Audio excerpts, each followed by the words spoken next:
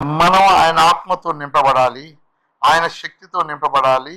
అంతేకాకుండా మన కడుపులోంచి జీవజల నదులు పారాలి. ఆ గొప్ప వరాన్ని దేవుడు మనకి ఇవ్వటానికి సిద్ధంగా ఉన్నాడు. అయితే పొందుకునే బిడ్డల వలె మనం ఉన్నామా? ఒకసారి మనల్ని మనం గమనించుకోవాలి. ఏ స్థితిలో మనం ఉన్నామో మనల్ని కూడా పరీక్షించుకోవాలి. మనం పరీక్షించుకోవాలి. చాలా ముఖ్యమైన విషయం ఏంటంటే మనము దేవుని సన్నిధిలో పరీక్షించుకుంటాం చాలా గొప్ప భాగ్యం. అందుకని ఆయన ఇచ్చి ఆ జీవ జల నదుల నీటి వలన మనం ఈ లోకంలో ఉన్నత స్థితిలో ఉండగలము. హల్లెలూయా. కాబట్టి మనందరం మన బైబిల్ గ్రంథం నుంచి పరమగీతములో 1వ అధ్యాయం 14వ వచనం చదువుకుందాం. నాకు నా ప్రియుడు ఎంగెది ద్రాక్షావనములోని కర్పూర పూగుత్తులతో సమానుడు. ఆమె చిన్న ప్రార్థన చేసుకుందాం. పరిశుద్ధుడు అయిన దేవ, కృపగల రాజా, మహోన్నతుడు, మమ్మల్ని ప్రేమించిన పరిశుద్ధాత్మ దేవ, మీకు వందనాలు. ఈ దినంలో మాతో ఉన్న మా రాజా, మమ్మల్ని వెంబడించు మీ కటాక్షములు తోడుగుచ్చి నిత్యం మమ్మల్ని కాపాడుతున్న మహోన్నతుడా, మీకు వందనాలు, స్థితులు, స్తోత్రం.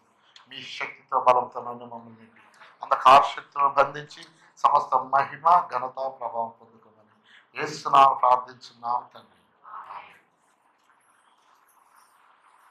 నాకు నా ప్రియుడు ఎంగెది ద్రాక్షావనములోని పూగుత్తులతో సమానుడు.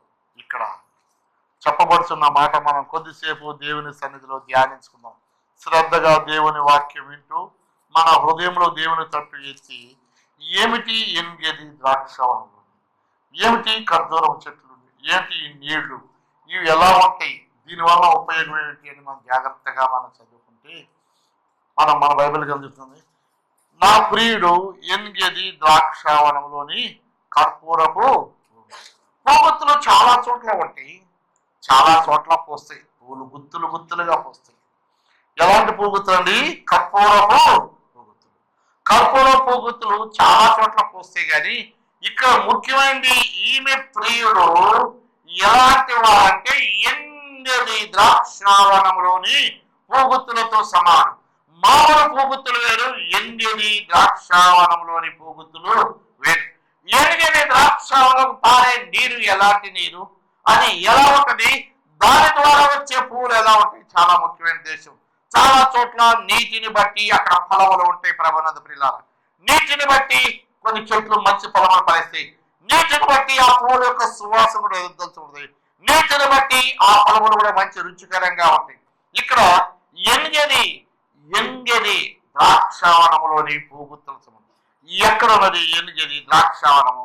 ఎక్కడ ఉందో చూస్తే మన బైబిల్ గ్రంథంలో యెహెజ్కేలు గ్రంథము 47వ అధ్యాయము, యెహెజ్కేలు గ్రంథము 47వ అధ్యాయము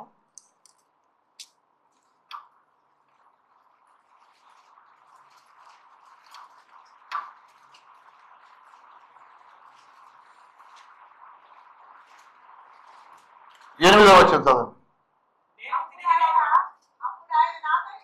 అప్పుడు ఆయన నాతో ఇట్లా, నేను ఈ నీళ్లు ఊపికి తూర్పుగా ఉన్న ప్రదేశములకు పారి అరలోనికి దిగి సముద్రంలో పడను.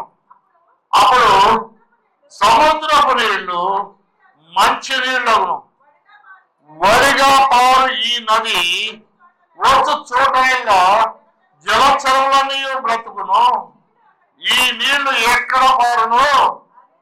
ఆ నీళ్లు మంచి నీళ్లను, చేపలు విస్తారములను. ఈ నది ఎక్కడికి పారును అక్కడ సమస్తమును బ్రతుకును. మరియు దాని యొద్ద ఎంగని పట్టణం మొదలుకొని ఎనిగ్లయీము పట్టణం వరకు చేపలు పట్టువారు దాని ప్రక్కన నుంచి వలలు వేయుదురు. మహాసముద్రంలో ఉన్నట్లు సకల జాతి చేపలు దాని యందు బహు విస్తారముగా ఉండును. హల్లెలూయా, హల్లెలూయా, హల్లెలూయా. ఎంగని పట్టణములో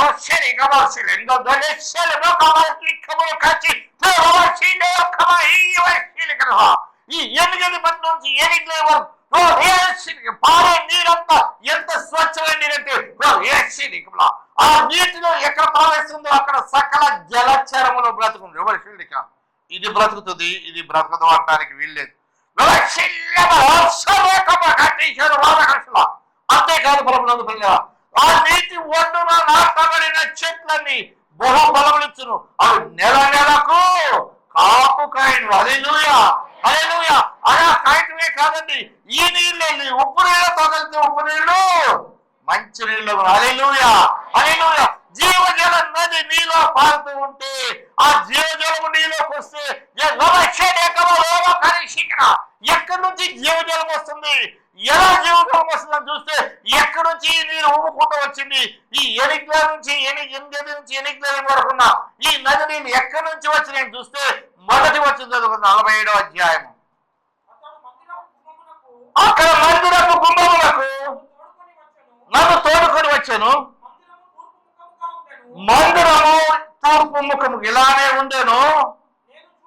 నేను చూడగా మందిరము గడప క్రింద నుండి నీరు ఒకటి తూర్పుగా పారుచుండేను. హల్లెలూయా హల్లెలూయా హల్లెలూయా.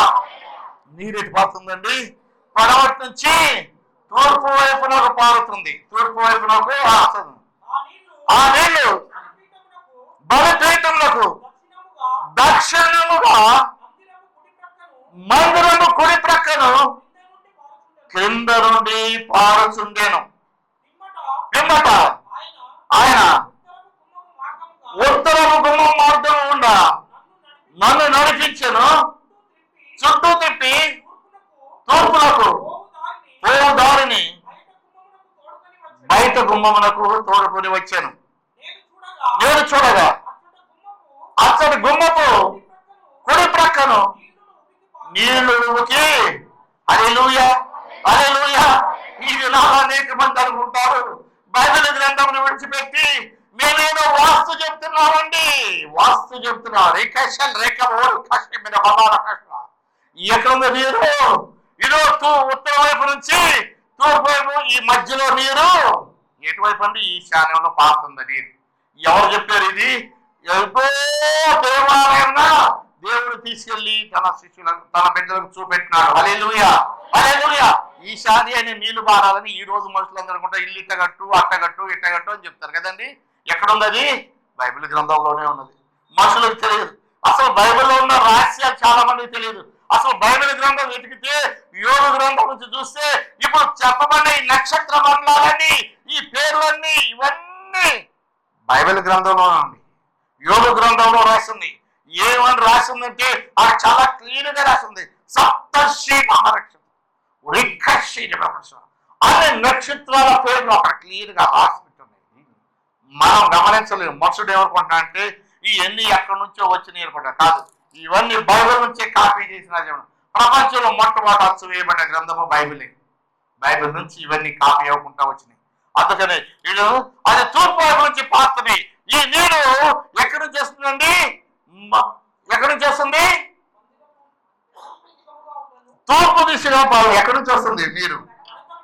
గర్భ క్రింద నుండి, గర్భ క్రింద నుండి బయటికి నీరు వస్తుంది.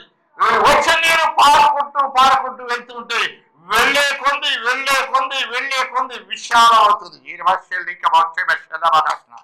మహోన్నతులైన దేవుని బిడ్డగా నువ్వు జీవిస్తూ ఉంటే, నువ్వు దేవుని బిడ్డకి లోబడితే ఈ దినం అనేక మందికి మార్గదర్శిగా జీవిస్తావు. మనం ఈ రోజుల్లో అనేక మంది గమనించవలసింది ఏంటంటే మన పెద్దలైన వారు అనేక మంది దేవుని సేవ ఈ విధంగా కట్టుకుంటూ ఊరు వ్యాపించిందంటే లోరక్షణ ఏకాశలా ఇదిగో ఆ నీరు పారుతూ ఏమైందండి? వెళ్ళే కొంది విశాలమైపోయింది. హల్లెలూయా హల్లెలూయా హల్లెలూయా. జాషువా డానియల్ గారు వాళ్ళు సేవ స్టార్ట్ చేసినప్పుడు అక్కడ మద్రాసులోనే స్టార్ట్ చేశారు. అది పారుకుంటూ దేశం అంతా రాకిపోయింది. హల్లెలూయా హల్లెలూయా. మనుషులు గమనించాలి ఏ స్థితిలో మనం ఉన్నాము, ఎలాంటి స్థితిలో ఉన్నాము. ఆ జీవజలము నీలోకి రావాలి, నువ్వు పారాలి. నీ కడుపులోంచి కూడా జీవజలము పారాలి. ఆ జీవజలంతో నువ్వు నింపబడాలి. నీలోంచి జీవజలం బయటకు రావాలి. నీలోంచి వ్యర్థ జలము కాదు, నీలోంచి చెడు రాదు, నీలోంచి పాపము కాదు, నీలోంచి సత్యము రావాలి, నీలోంచి యథార్థత రావాలి, నీలోంచి ఆశీర్వాదం పాఠాలు నీలో నుంచి రావాలి. నీ హృదయం నుంచి చెడు కాదు రావాల్సింది, నీ హృదయం నుంచి రావాల్సింది ఇలాంటి స్వీట్ అయిన ఆటలు రావాలి. అందుకని ఇక్కడ ఆ జీవజలం ఎలా ఉంటుందంటే ఎక్కడ పాతుందో అక్కడ సకల జలచరములు బ్రతుకును. హల్లెలూయా, హల్లెలూయా. సకల జలచరములు, ఇది కాదు అది కాదు, నీ ప్రక్కన ఉన్న వాడు నువ్వు బ్రతకనివ్వకుండా తోలేసేవాడివి నీవు. కానీ నువ్వే దేవుని ఆత్మను పొందుకుంటే, దేవుని ఆత్మ నీలో నివసిస్తే, జీవజలం నీలో ఉంటే ఈ భాష నీకు అవసరం. నువ్వు అందరికీ ప్రయోజకుడుగా తయారవుతావు. అందరి విషయంలో ఆదరించే గుణం నీకుంటుంది, క్షమించే గుణం ఉంటుంది, ప్రేమించే గుణం ఉంటుంది. యేసుక్రీస్తు వారు చెప్పిన బోధలు నీలో నుంచి బయలుదేరతాయి. హల్లెలూయా. చాలా మంది బోధించడానికి ముందుకు వస్తారు కానీ అనుసరించడానికి ఉండరు. ఇది భాష వీరందరూ కనుక దినాన్ని తీర్పులోకి తేపడతారు. ఆ దినాన ప్రతి ఒక్కడు తీర్పులోకి తేపడదు. భాష ఎవరు తప్పించుకోలేడు, ఎవరు తప్పించుకోలేడు. అందుకనే వీడు చెప్తున్నారు, ఈ దాహ నుంచి పారే నీరు ఎట్లా వచ్చిందంటే, చదవనమ్మా, ఆ మనుషుడు కొలనూలు చేత పట్టుకుని తూర్పు మార్గమున బయలు వెళ్ళి 1000 మూరలు కొలచి ఆ నీళ్ల గుండా నడిపింపగా నీళ్లు చీల మండలము లోతుండెను. అది ఆయన మరిన్ని 1000 మూరలు నడిపించగా, నీళ్ళ గుండా నడిపించగా నీళ్లు మోకాళ్ళ లోతుకొచ్చాను. ఇంకా 1000 మూరలు కొలిచి నీళ్ళ గుండా నడిపింపగా నీళ్లు మొలలోతుండేను. ఇంకా 1000 మూరలు కొలవగా మిక్కి లోతై నేను దాటలేనంత నదిగా కనపడేను. దాట లేకుండా ఈదవలసిన నీరాయను. హల్లెలూయా, హల్లెలూయా, హల్లెలూయా. నీ జీవితం రోజు రోజుకి పెరగాలి. నీ ఆత్మీయ స్థితి, నీ ఆత్మీయ స్థితి దినదినం పెరగాలి. మొదటి 10 దినాలకి ఆ 1000 మూరలు కలిస్తే 1000 మూరల్లో చీల మండలం నుంచి మోకాళ్ళతో వరకు వచ్చింది. మళ్ళీ 1000 మూరలు కలిస్తే మొల వరకు వచ్చింది. మళ్ళీ 1000 మూరలు కలిస్తే ఇదిగో మనిషి అందరంత లోతైంది, ఏదవలసిన స్థితి వచ్చింది. నువ్వు పుట్టిన దగ్గర నుంచి దేవుడు వాక్యం వింటూనే ఉన్నావు, ప్రార్థనకి వెళ్తావు. ఓ భక్తులు చేయటం కాదు, కానీ నువ్వు దేవుని సన్నిధిలో ఆత్మతో నింపబడుతున్నావా? నీలోంచి పొందు పారే ఆత్మ నీలో ఉన్నదా? అలాంటి జీవజలం నీలో ఉందా? నువ్వు ఏదలేనంత, నువ్వు భరించలేనంత జీవాత్మ నీలోకి వస్తుందా? వికాశాల ప్రకాశం ఒక్కొక్కరు పరీక్షించుకోండి. దేవుని బిడ్డలు మనం పరీక్షించుకోవాల్సింది. మన పాపములు దోషములు అనుకొని ఆ జీవజలం మనలో నుంచి పారాలి. నీలో పాపం ఉంటే, నీలో చెడు ఉంటే నీలోకి జీవజలము రాదు, జీవాత్మ రాదు, పరిశుద్ధాత్మ నీలోనూ ఉండదు. నువ్వు ఎప్పుడు పరిశుద్ధంగా ఉంటావు, నువ్వు ఎప్పుడు సత్యము ఉంటావు. ఆ వచ్చే నీరు ఎక్కడి నుంచి వస్తుందంటే మందిరపు గడప కింద నుంచి పారుతుంది. హల్లెలూయా, హల్లెలూయా. పరిశుద్ధ స్థలం నుంచి పారే నీరు, పరిశుద్ధ స్థలం నుంచి పారే నీరు, ఆ పరిశుద్ధ స్థలం నుంచి వచ్చే నీరు. కాబట్టి ఆ నీరు ఎలా ఉంటుందంటే పరిశుద్ధమైన నీరు. అది ఎక్కడి నుంచి వస్తుంది? బలిపీఠములకు దక్షిణముగా, బలిపీఠం దగ్గర నుంచి దక్షిణముగా అది వస్తానే ఉంది. జాగ్రత్త ఆలోచించండి. మనం ఈ లోకంలో జీవిస్తున్నాం, ఏదో ప్రార్థనకి వెళ్తున్నాం, ఉపవాసాలు ఉంటున్నాం, ప్రార్థన చేస్తున్నాం, మేము భక్తిగా ఉంటున్నాం, ఫలానా సంఘానికి కట్టబడి ఉన్నాము, లేకపోతే వారి దగ్గర ఉన్నాం, వీరి దగ్గర ఉన్నాం. ఈ లోకంలో ఉండే ఏ సంఘము నిన్ను పరలోక రాజ్యంలోకి చేర్చలేదు. గుర్తుపెట్టుకోండి సోదరులారా, ఏ సంఘం చేర్చదు. ఓన్లీ పరిశుద్ధ సంఘం మాత్రం చేసి.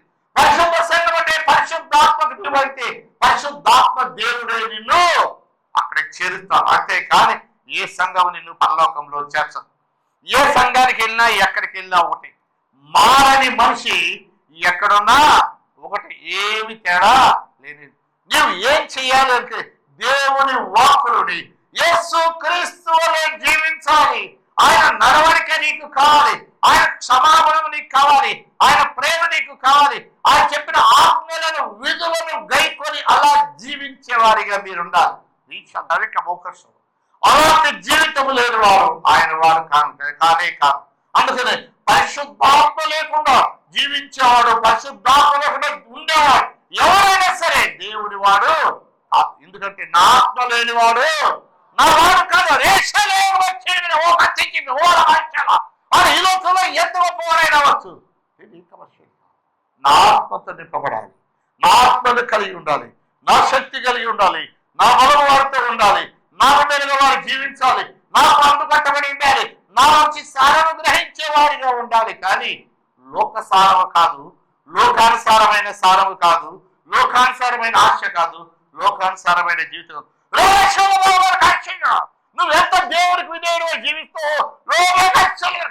అంతగా ఆయన గంటు కట్టబడి ఆయన సారమును గ్రహించి ఈ జీవజాలను గ్రహించదని బట్టి నీలో మంచి ఫలములు ఫలిస్తావు. హల్లెలూయా, హల్లెలూయా. నువ్వు ఆయన గంటు కట్టబడితే ఆయన వలె నువ్వు ఫలిస్తావు. ఆయన గంటు కట్టబడకపోతే నువ్వు ఫలించవు. ఆయన వలె నీవు ఉండవు, సాతాను వలె ఉంటావు. నువ్వు ఎవరు కంట కట్టబడవు? నిజమైన క్రీస్తు కంట కట్టబడి ఉన్నావా? నిజము కాని క్రీస్తుకు. అంతకంట నేను నిజమైన ద్రాక్షావళి అంటే ఇంకో ద్రాక్షావళి ఉంది, అది నా వల్ల ఉంటది కానీ అది మంచిది కాదు. అది కూడా సాతాను. అదేంటండి? సాతాను. ఆ నిజము కాని ద్రాక్షావళి సాతాను. అది నా వల్ల నటిస్తుంది, నా వల్ల అద్భుతాలు చేస్తుంది, ఆశ్చర్య కార్యాలు చేస్తుంది, నాలాగానే మనుషులు మెప్పిస్తుంది. కానీ కానీ అది సింహం వలే ఉంటది, గర్జించు సింహం వలే ఉంటది, కానీ సింహము కాదు. అది సింహము కాదు. అదే ద్రాక్షావళి నేను నిజమైన ద్రాక్షావళిని అని యేసుక్రీస్తు చెప్పడం గలవేంటంటే ఆయన యూదా గోత్రం సింహము. ఈ సాతాను సింహం వలే ఉండేది, వేషధారి వెలుగుదూత. జనాలకు తెలియదు ఏది దేవుని ఆత్మ ఏది దురాత్మ తెలియదు. చాలా మంది దురాత్మతో ఊగిపోతూ ఉంటారు, అదే దేవుని ఆత్మ అనుకుంటారు. జాగ్రత్త. ఏ ఆత్మతో నువ్వు నింపబడవు. నువ్వు ఎవరికి అంటుకట్టబడినావో ఆత్మతో నింపబడతావు. నువ్వు దేవుని కంటకట్టబడి ఉంటే దేవుని ఆత్మతో, పరిశుద్ధాత్మతో నువ్వు నింపబడతావు. అంతేకాదండి, ఇక్కడ ముఖ్యమైన విషయం ఏంటంటే ఇదిగో నాకు నా ప్రియుడు ఎంగేది ద్రాక్షావనంలోని పూగుత్తులతో సమానం. ఎందుకు ఎనిగేది ద్రాక్షావనంలోని? ఎందుకు ఎనిగేది పట్టణములకు ఆ పట్టణం పక్కన పాడే నీరుని గురించి అంత క్షుణ్ణంగా రాబడిందంటే అది పరిశుద్ధ జలము. హల్లెలూయా, పరిశుద్ధ జలము. ఆ పరిశుద్ధ జలం ఎక్కడ పారుతుందో అక్కడ చెట్లు బహుగా పెరుగుతాయి అంటండి. పెరగటమే కాదండి, అవన్నీ మంచి చెట్లు పెరిగి అవి నెల నెలకు కాపు కాయించును. అంతేకాదు అన్ని రకాలైన జంతువులు నీళ్ళలో జలచరాలన్నీ అక్కడ బ్రతుకుతూ ఉంటాయి. చేపలు పట్టేవారంటండి నదికి యువతలా ఉంటారు, అవతలా ఉంటారు. ముందెంత ఉంది అది లోతు? ముందెంత లోతు ఉందండి? 1000 మూరలు నడిపిస్తే చీల మండలంలో. అంతే కదండి, చీల మండలంలో ఉంటుంది. చీల మండలంలో ఉంటుంది. మళ్ళీ 1000 మూరలు నడిపిస్తే మోకాల దాకా వచ్చింది. ఇంకా 1000 మూరలు నడిపిస్తే ఇంకొక 1000 మూరలు నడిపిస్తే దినదినము నేను దేవుని ఆత్మ పెరగాలి, దేవుని శక్తి పెరగాలి. ఓ శారీరకంగా బలవంతులుగా ఏదో లావుగా ఎత్తుగా బలంగా ఉండి ఏదో మనుషులు మతపెట్టే మాటలు కాదు. ఇదో నీ జ్ఞానం ఉపయోగించి మాట్లాడటం కాదు, కానీ దేవుని ఆత్మతో నింపబడి మాట్లాడాలి.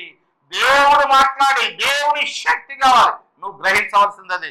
అంతేగాని నువ్వు శరీరంగా ఏదో బలవంతుడు లావటోడు ఎత్తోడు ఏదో చెప్తుంటే నేను ఏదో అయ్యగారు అంటే అందరూ అయ్యగారు అనుకుని నువ్వు ఊహిస్తున్నావేమో. జాగ్రత్త, ఎక్కడి కింద పడతావో నీకు తెలియదు.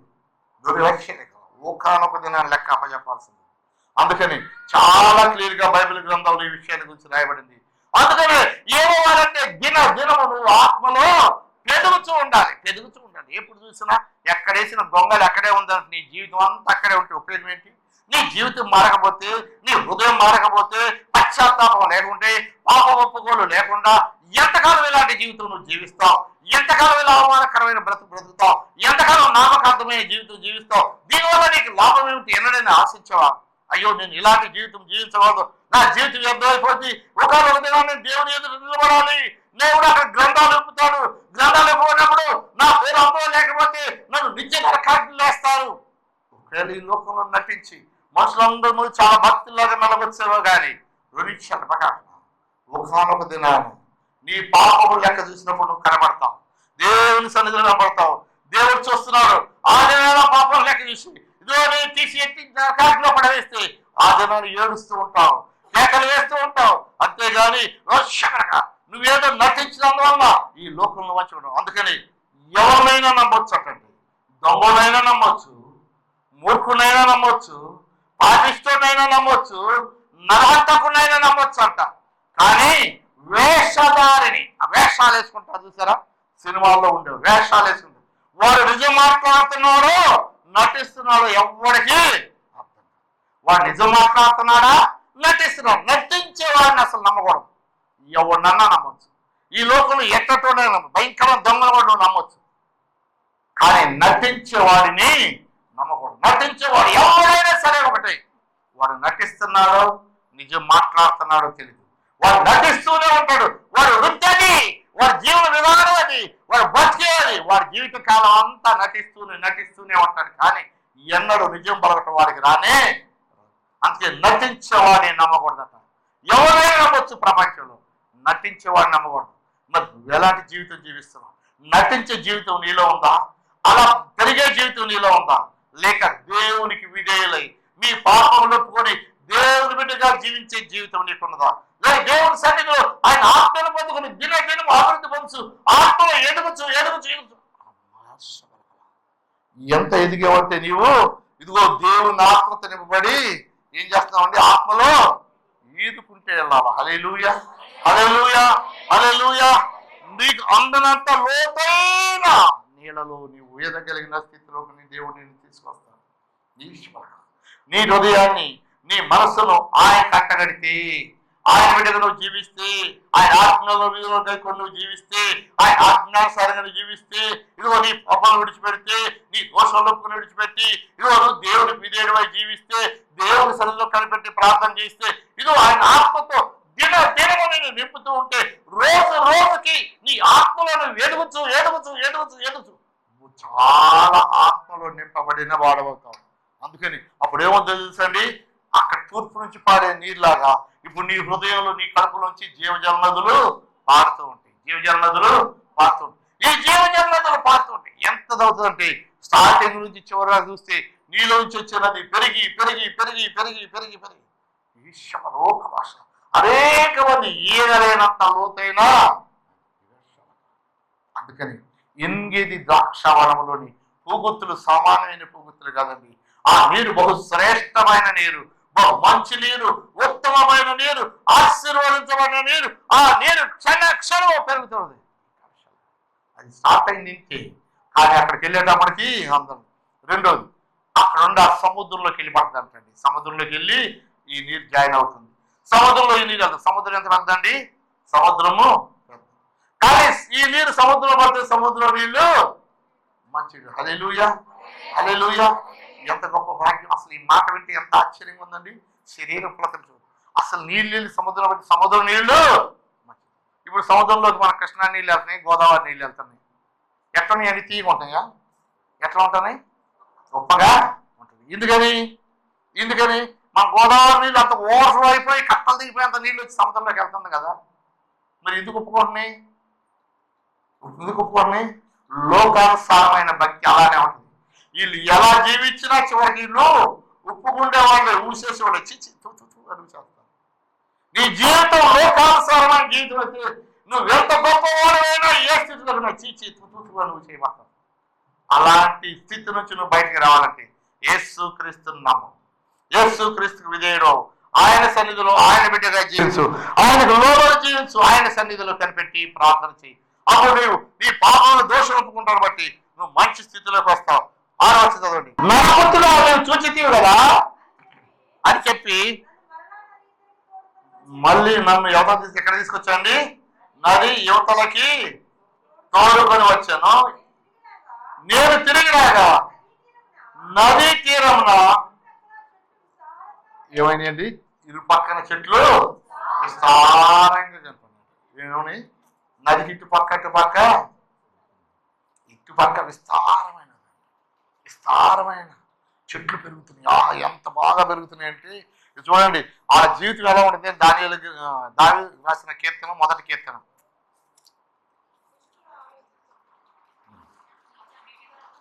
దుష్టులు ఆలోచించకుండా నడవక, పాపముల మార్గంలో నిలవక, అపహాసకులు కూర్చుండు చోటను కూర్చుండక, యెహోవా ధర్మశాస్త్రమందు ఆనందించుచు దివారాత్రము ధ్యానించువాడు అతడు నీటి కాలువలో నాటబడిన వాడై ఆకువాడక తన కాలమందు ఫలమిచ్చు చెట్టు వలెను. అతడు చేయనిదంతయు.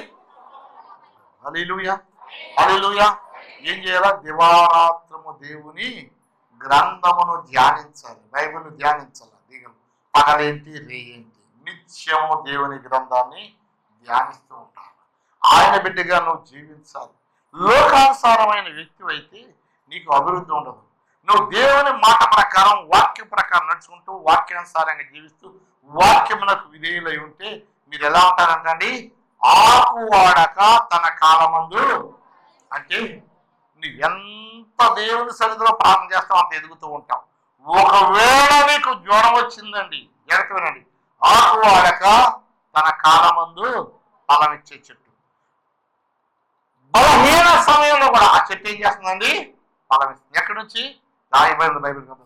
మనం బలహీనంగా ఉన్న సమయంలో ఆత్మీయ మన పక్షమున ఉచ్చరింప శక్యము కానీ మూడులతో విజ్ఞాపన చేయను. ఉచ్చరింప శక్యము కాని మూడులతో మన మూలములేము, అట్లా మన మూలములేము, ఉచ్చరింపలేము. అమ్మో ఎంతగా ఆత్మ దేవుడు మూలుతుంటే, నీవు ఆత్మను కలిగి ఉంటే, దేవుని ఆత్మ నీలో ఉంటే, పరిశుద్ధాత్మ నీలో ఉంటే, పరిశుద్ధాత్మలు నీలో ఉండి నువ్వు పరిశుద్ధాత్మకు అనుగుణంగా నువ్వు జీవిస్తూ ఉంటే, దేవుని వాక్యానుసారంగా జీవిస్తుంటే, దివారాత్రులు దేవుని వాక్యాన్ని ధ్యానిస్తూ ఉంటే నువ్వు ఎలా వెళ్తూ ఉంటే దేవుని సన్నిధిలో చాలా ఇదో నిత్యము ఆకువాడక తన కాలమందు. ఆ చెట్లు ఎట్లా ఉంటాయి అంటే ఇదిగో ఇక్కడ ఇక్కడ ఈ నది ప్రక్కన ఉంటాయి. ఈ నది ప్రక్కన ఉంటాయి. ఇక్కడ ఈ నీళ్లు పారే కాడ ఏమున్నాయండి? నదికి ఇరు ప్రక్కన చెట్లు ఉండేది, ఇరు పక్కన చెట్లు ఉండేను. అప్పుడు ఆయన నాతో ఇట్లా, నేను ఈ నీళ్లు ఊరికి తూర్పున్న ప్రదేశంలోకి పారి అలవాలోనికి దిగి సముద్రములో పడును. హల్లెలూయా, హల్లెలూయా. ఎక్కడండి? అలవాలోకి దిగి ఎక్కడ పడుతుందండి? సముద్రంలోకి పడును. అప్పుడు సముద్రపు నీరు మంచి నీళ్ళు అను. హల్లెలూయా, హల్లెలూయా, హల్లెలూయా. ఈ నది ఏదో నీటిలాగా స్లోగా అట్లా పారినది కాదు. ఎట్లా పారిందంటే తెలుసండి? ఈ నది వడిగా పారింది, చాలా స్పీడ్గా పారింది.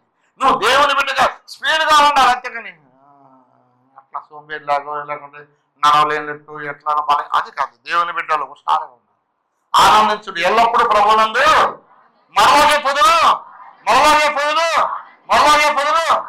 అంతేగాని ప్రాంతం వచ్చి కూర్చుని హాయిగారు చెప్పి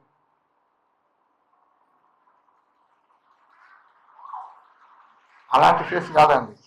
ఎలా ఉండాలి? నవ్వుతూ ఉండాలి, ఆనందంగా ఉండాలి, ఆనందంగా ఉండాలి. మరలా చెప్పుదును, ఆనందంగా ఉండాలి. ఆనందం కలిగిన వారికి మనం జీవించాలి, అంతేగాని ముఖం మార్చుకుని అలాంటి జీవితం కాదు. అందుకని ఇక్కడ ఏం రాయబడిందండి? ఏం రాయబడింది? ఓడిగా పారు ఈ నది వచ్చి చోటల్లా జలచరంలో నీయో ఈ నీళ్లు అక్కడికి వచ్చటం వలన ఆ నీళ్లు మంచి నీళ్ళు అవును కనుక ఏముంటాయి ఏంటండి? చేపలు బహు విస్తారంగా ఉంటాయంట. మంచి నీళ్ళు ఎక్కడ ఉంటాయి? చేపలు విస్తారంగా ఉంటాయి, విస్తారంగా ఉంటాయి. చాలా మంచి మంచి చేపలు పడతాయి. చూసారా? ఇప్పుడు గోదావరి నదిలో అప్పుడప్పుడు వానాకాలం నీళ్ళు వస్తాయండి. ఈ నీళ్లు ఈ వర్షపు నీరు ఆ నదిలో కలిసి ఇలా సముద్రంలోకి వెళ్తుంటే ఆ సముద్రంలో కలిసే కాడ సముద్రంలో ఉన్న కొన్ని చేపలు ఉలసలు, ఇప్పుడు దాకా ఉలస, ఇప్పుడు వరకు పులస, ఇప్పుడు ఉలస ఉంటుంది, ఇప్పుడు వరకు ఉలసలు ఉంటాయి. ఆ నీళ్లు అట్లా వెళ్ళగానే ఎర్ర నీరు ఆ చేప ఏమవుతుంది? పులస అయిపోతుంది. అది ఎంత ఆశ్చర్యం! ఇట్లా ఆ నీళ్ళు వచ్చి నీళ్ళు రంగాలు పులస అయిపోతుంది, రుచి మారిపోయింది. చూసారా? ఎంత ఆశ్చర్యకరం దేవుడి క్రియేషన్. అందుకని యెహోవా నీ కార్యములు ఎన్నెన్ని విధాలు ఉన్నాయని 106వ కీర్తనలో ఇక్కడ చెప్తా చూడండి. యెహోవా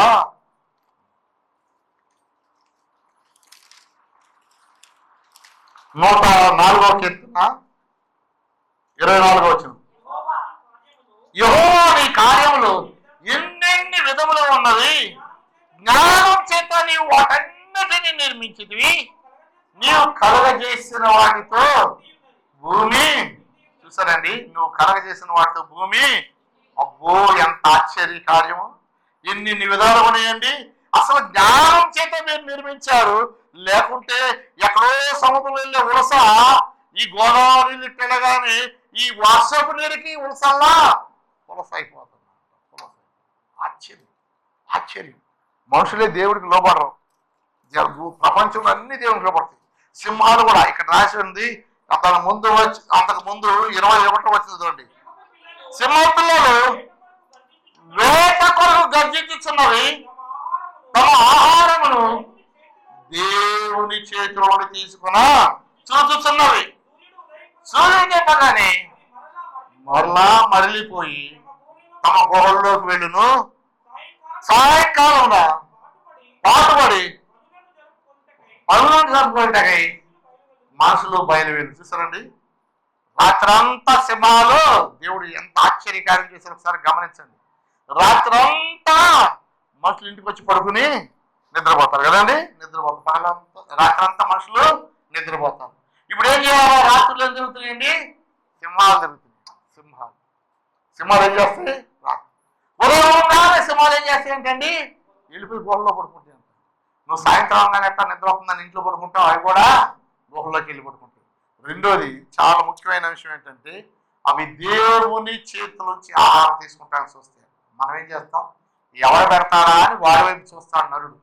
మనుషుడు ఎవరు ఆహారం పెడతాడా, ఎవడేమిస్తాడా, ఎవరి దగ్గర ఏది దొరికిద్దా, ఎవడేం చేస్తాడని మనుషులు చూస్తాడు నరుడు.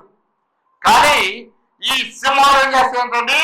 ఆకలి దేవుని చేతి వైపు ఆయన గుప్పిలేపగా మంచి వాటిని తిని అవి తృప్తి. యెహోవా నీ కార్యములు ఎన్ని విధాలుగా ఉన్నాయి నాయన, ఎన్ని ఆశ్చర్యకార్యములు, ఎన్ని అద్భుత కార్యములు, ఏ నడు వర్ణింపలేడు. అందుకే నువ్వు చేసిన గొప్ప కార్యాలు మానవుడు ఊహించలేడు. అంత పెద్ద సముద్రం చిన్న వరదొత్తేనే గోదావరికి కానీ కృష్ణాకి కానీ కట్ట తెగిపోయిద్దని దాని చుట్టూ బస్తాలేసి ఇసుక బస్తాలేసి పెద్దగా కట్టలు కడతా ఉంటాం మనం. అంత పెద్ద సముద్రం, అన్ని నీళ్ళని సముద్రంలో పడతాయి కదండి. అన్ని నదులు నీళ్ళు వెళ్ళి ఎంత వరద వచ్చిన నీళ్ళన్నీ ఎక్కడికి వెళ్తాయి?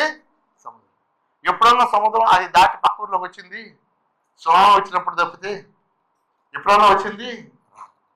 అయ్యేం చేస్తాడు దేవుడు? ఏమన్నాడు? దాన్ని అక్కడ ఏం చేశాడు? ఇదిగో సముద్రంలో నువ్వు ఇక్కడ దాకా వచ్చి ఆగిపో అన్నాడు. ఏం చేశాడు? ఇసుకని సరిహద్దు పెట్టాడు. ఏంటి సముద్రానికి అర్థం ఏంటండి? సరిహద్దు ఇసుక. అక్కడ దాకా వచ్చి తల పట్టుకున్నది వెనక్కి తిరిగిపోయి. నేను వెనక్కి వెళ్ళాలి, ముందుకు వచ్చింది ఎక్కడైనా? ఎవరు చెప్పారు దానికి? ఎవరు? అంటే సముద్రం ఎవరు మాట అంటుంది? మరి నువ్వెవరు మాట అంటున్నా? నువ్వెవరు మాట అంటున్నావు? నువ్వు దేవుడి మాట అంటున్నావా? సృష్టికర్త మాట నువ్వు వింటున్నావా? నువ్వు ఎవరికి లోపడుతున్నావు? దేవునికి లోపడుతున్నావా? మనుషులకు లోపడుతున్నావా? నువ్వు ఎలాంటి జీవితం జీవిస్తున్నావు? దేవుడికి విధేయుడిగా జీవిస్తున్నావా? లోకంలో ఉన్న వారికి విధేయుడిగా జీవిస్తున్నావా? మనుషుల ముందు మొప్పుకోర కోసం జీవిస్తున్నావా? దేవుని సన్నిధిలో మంచి జీవితం జీవిస్తాను నువ్వు ప్రయాసపడుతున్నావా? ఏ స్థితిలో నీవు ఉన్నావు? చాలా ముఖ్యమైన విషయం. ఆయన కార్యములు ఆశ్చర్య కార్యములు, ఏ నోరు వర్ణించలేని కార్యములు. అందుకనే ఇది ఈ ఎంజలి నుంచి ఎనిగ్లయం వరకు ఈ పట్టణంలో ఈ నీళ్లు పారుతుంటాయి. అక్కడి నుంచి అన్ని చాలా మంచివి. తర్వాత చదవండి, 10వ వచనం. మరియు దాని యొక్క ఎన్నిగని పట్టణం మొదలుకొని ఎనిగ్లయము పట్టణం వరకు చేపలు పట్టేవారు దాని ప్రక్కన నిలిచి వలలు వేదురు. మహాసముద్రంలో ఉన్నట్లు సకల జాతి చేపలు దాని యందు బహు విస్తారముగా. ఎక్కడ? మహాసముద్రంలో ఉన్నటువంటి చేపలన్నీ ఎక్కడ ఉన్నాయండి? ఇదిగో ఈ నదిలో ఉంది. ఎక్కడి నుంచి వస్తుంది నీరు? ఓ మందిరం తూర్పు ద్వారం నుంచి. ఆ ద్వారం కింద నుంచి వస్తుంది. బయలుదేరిన నీరు ఏమైందండి? మహాసముద్రం ఉన్న చేపలు ఎన్ని రకాలని, వాటన్ని రకాలు ఇక్కడ ఉన్నాయటండి. అన్ని రకాలు అక్కడ ఉన్నాయి. కాబట్టి అక్కడ సకల జాతి విస్తారంగా లభించును. అయితే ఆ సముద్రం బుర్ర స్థలములను, ఊపి స్థలములను ఉప్పు జలవండి బాగు కాక ఎండును. నదీ తీరంలో ఇరు ప్రక్కల ఆహారమిచ్చు సకల జాతి వృక్షములు పెరుగును. వాటి ఆకులు వాడిపోవు, వాటి కాయలు రావు. ఈ నది నీరు పరిశుద్ధ స్థలం నుండి పాల్చున్నది కనుక ఆ చెట్లు నెలకు కాయను, వాటి పండ్లు ఆహారమునకును, వాటి ఆకులు ఔషధమునకును వినియోగించు. హల్లెలూయా, హల్లెలూయా. హల్లెలూయా. జీవజలం యొక్క ఉపయోగిస్తారు. నీ నోటి మాట ఉపయోగపడుతుంది, నీ చూపు ఉపయోగపడుతుంది, నీ ప్రేమ ఉపయోగపడుతుంది, నువ్వు నడిచే నడక ఉపయోగపడుతుంది, నువ్వు జీవించే జీవితం అనేక మందికి విలువైనదిగా ఉంటుంది. నువ్వు జీవనదిని నీ హృదయం నుంచి ప్రవహింపజేసుకుంటే, నువ్వు జీవాత్మను పొందుకుంటే, దేవుని ఆత్మతో నువ్వు నింపబడితే, దేవుని శక్తితో నువ్వు నింపబడితే, జీవజలం నీళ్ళ నుంచి పారుతూ ఉంటే, దేవుని బిడ్డగా నువ్వు జీవిస్తూ ఉంటే, నువ్వు ఏమి చేస్తే అందరికీ ఆశీర్వాదమే. నువ్వు చూస్తే ఆశీర్వాదమే, నువ్వు మాట్లాడితే ఆశీర్వాదమే, నువ్వు నడిస్తే ఆశీర్వాదమే, నీ నుంచి మేలే, నీ నుంచి దీవెనే, నీ నుంచి మంచియే వస్తుంది. ఎన్నడూ నీ నోటి నుంచి శాపవచనము కానీ, ఇతరులు శపించే మాట కానీ, ఇతరులు కీడుకు పోవాలనే మాట కానీ, ఇతరులు కించపరిచే మాట కానీ నీ నోటి వెంట రానే రాదు. హల్లెలూయా. అయితే నువ్వు దేవుని ఆత్మతో నింపబడి ఉన్నావు. ఎలా నేను ఎలాంటి వారు మీరు, కానీ ఆయన మాత్రము ఎంగేది పట్నంలోని కర్పూర పుత్తులతో సమానం. ఆయన ఎవరండి? యేసుక్రీస్తు వారు. ఎలాంటి వారు ఏంటండి? ఎంగేది పట్టణంలోని కర్పూర పుత్తులతో సమానం. అక్షంతది ప్రోలమతి నాకు నా ప్రియుడు ధనవర్ణుడు రత్నవుడు 10,000లో అతి సుందరుడు. హల్లెలూయా, హల్లెలూయా. అతి సుందరుడు. అలాంటి జీవితం నువ్వు జీవించాలి. ఆ సుందరుడైన వారికి నువ్వు అంటు కట్టబడి ఉండాలి.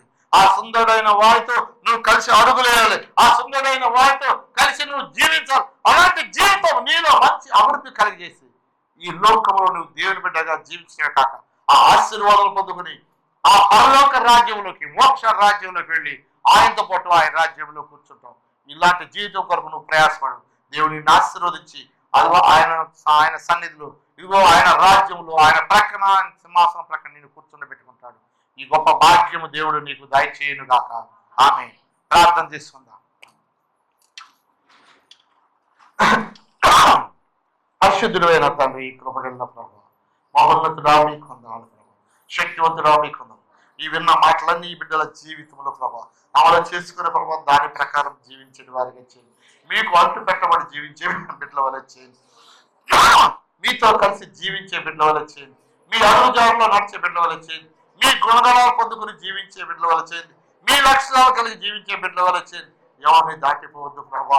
ప్రతి ఒక్కరు తమ పాపములు దోషములు కొని ప్రతి నిత్యం ఫలించని బిడ్డల వల్ల చేయండి. వీరి నోటి ఉంటే వచ్చే మాటలు ఆశీర్వాదకర మాటలు కావాలి ప్రభా. వీరి చూపులు ఆశీర్వాదకరంగా ఉండాలి. వీరి నడవడికి ఆశీర్వాదకరంగా ఉండాలి. నాయన వీరి కనుదృష్టి ఆశీర్వాదకరంగా ఉండాలి ప్రభా. అన్ని విషయంలో వీరు దీవెనకరంగా అనేక మందికి ప్రభా ఇదో మీ వలె బాధనికర జీవితం జీవించే బిడ్డల వలె చేయండి. మీ శక్తితో బలంతో నింపండి. ఈ వాక్యం హృదయంలో స్థిరపరచండి ప్రభా. నాయన వీళ్ళు స్థిరపరచండి. వీరిని సరైన దారి నడిపించి నాయన ఓ మీ కృపను భద్రపరచమని సమస్త మహిమ ఘనత ప్రభావం పొందుకొని ప్రతి పాపం నుంచి విడుదల చేసి మాన మనసును ఒప్పుకోని ఆత్మను పరిశుద్ధాత్మ వీరికి దయచేసి మీ ఆత్మతో నింపబడే బిడ్డల వల్ల చేసి వీరికి పరిశుద్ధాత్మను అగ్నిలో బాప్తిస్మం దయచేయమని యేసుక్రీస్తు నామమున ప్రార్థించున్నాం తండ్రి. ఆమేన్. మన తండ్రి అయిన దేవుని దయ, మన ప్రభు యేసుక్రీస్తు కృప, పరిశుద్ధాత్మ సహవాసం సదాకాలం మీకు తోడుండి ఆయన రాజ్య వారసులుగా మిమ్మల్ని చేయను గాక. ఆమేన్.